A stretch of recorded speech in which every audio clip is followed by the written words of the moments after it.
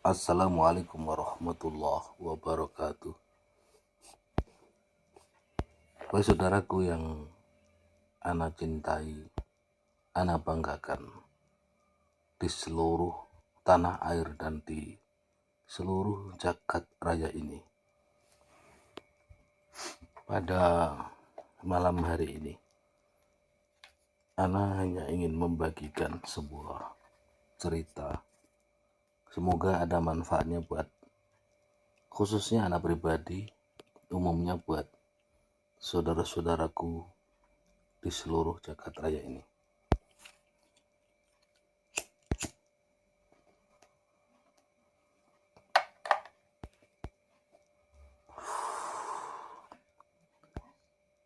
Dalam suatu hari, ana duduk di sebuah warung kopi. Ana sambil merokok dan minum kopi.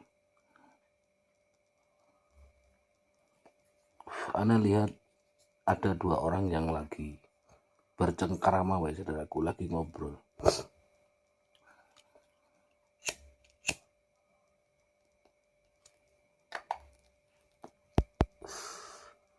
Yang satu,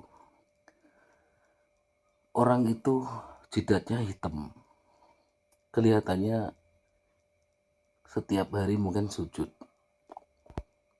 atau kena balsam, ana tidak tahu ya. Yang jelas jidatnya hitam. Kelihatannya sangat gamis.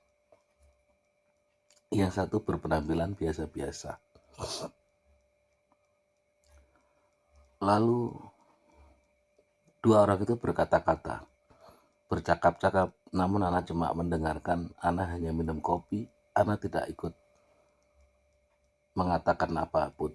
Ana hanya menyimak perkataan dua orang itu. Pada intinya, yang jidatnya hitam itu, wahai saudaraku, yang kelihatan gamis, selalu menyangkal dan selalu menyalahkan ucapan temannya. Padahal sebenarnya ana simak perkataan temannya itu benar, ada referensinya, dan betul-betul kitab hukum undang-undangnya itu ada. Namun yang jidatnya hitam itu selalu menyalahkan. Namun ana tidak ikut campur omongan ya, wahai saudaraku. Ana hanya cuma melihat sambil minum kopi, ana nggak ikut ngomong apapun. Ini ana hanya menyampaikan, semoga ada manfaatnya.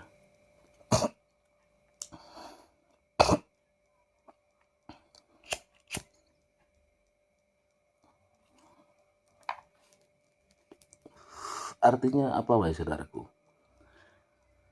Tatkala seseorang mempunyai ego yang tinggi dan dia selalu mempertahankan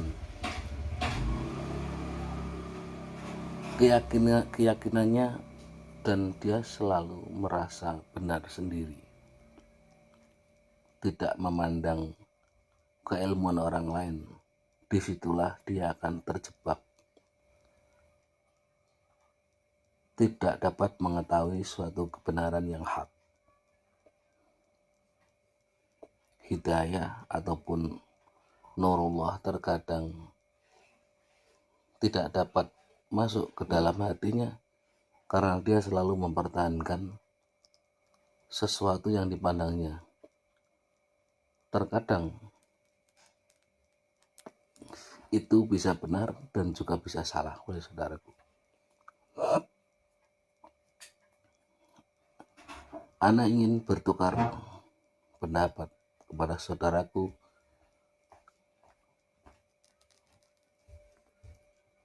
Dahulu ana melihat seseorang tua yang kerjanya menambang perahu di sebuah bengawan. Orang itu tidur di kuburan, di tempat-tempat angker yang orang lain tidak berani, wahai saudaraku. Ana sangat terkagum-kagum dengan orang itu.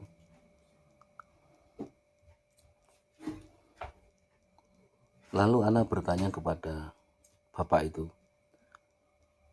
"Pak, bapak itu bernama Pak D Tugino, saudaraku. Pak D kok bisa berani tidur di makam tua, di tempat-tempat angker, di tempat penggilingan padi yang terkenal banyak sekali penunggunya, saudaraku. Sebenarnya ilmunya apa? Ana bertanya seperti itu. Lalu beliau mengatakan bahwa ada sebuah ilmu bernama ilmu merubah wujud. Bunyinya seperti ini, saudaraku.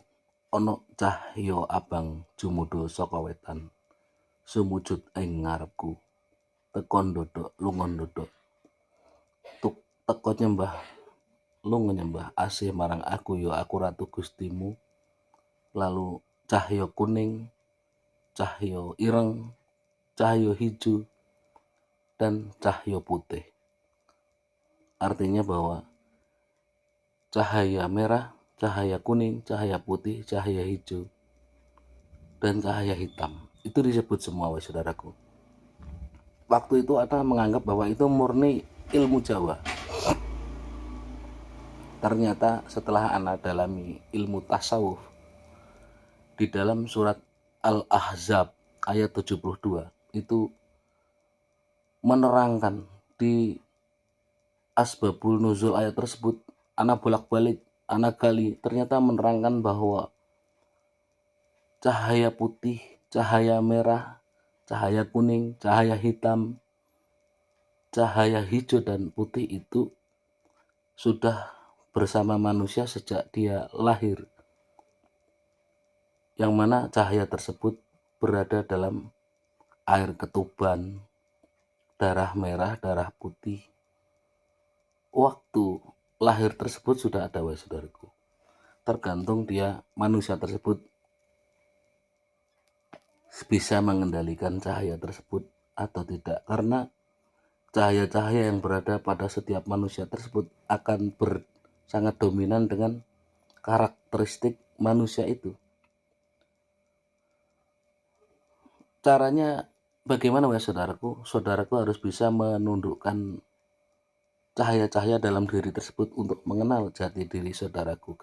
Kenalilah diri saudaraku, maka saudaraku akan mengenal zat pencipta saudaraku, mengenal nur zat sifat af'al dan nur Muhammad.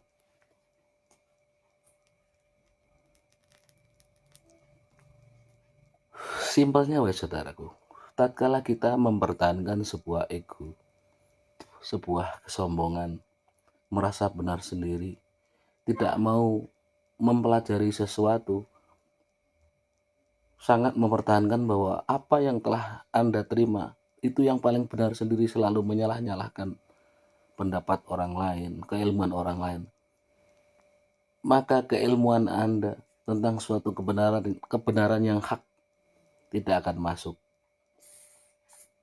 Kenapa Nabiullah Ibrahim alaihissalam bergelar Khalilullah, kekasih Allah? Karena beliau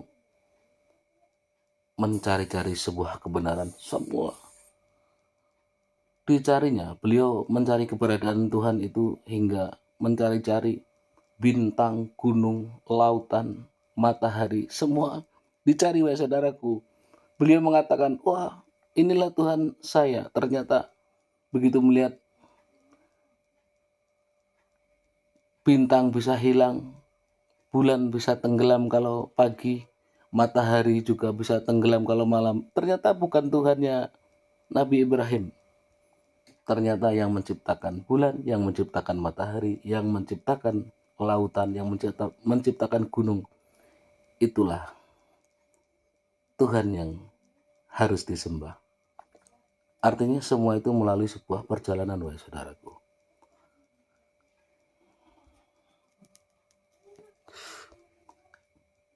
Jalani prosesnya, lalu Anda akan melewati dan melampaui fase demi fase makom-makom tersebut.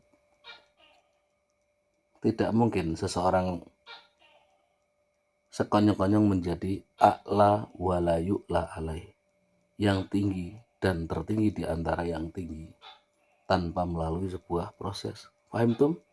Semoga ada manfaatnya. Akhirul kalam. Assalamualaikum warahmatullahi wabarakatuh. Rahayu semuanya.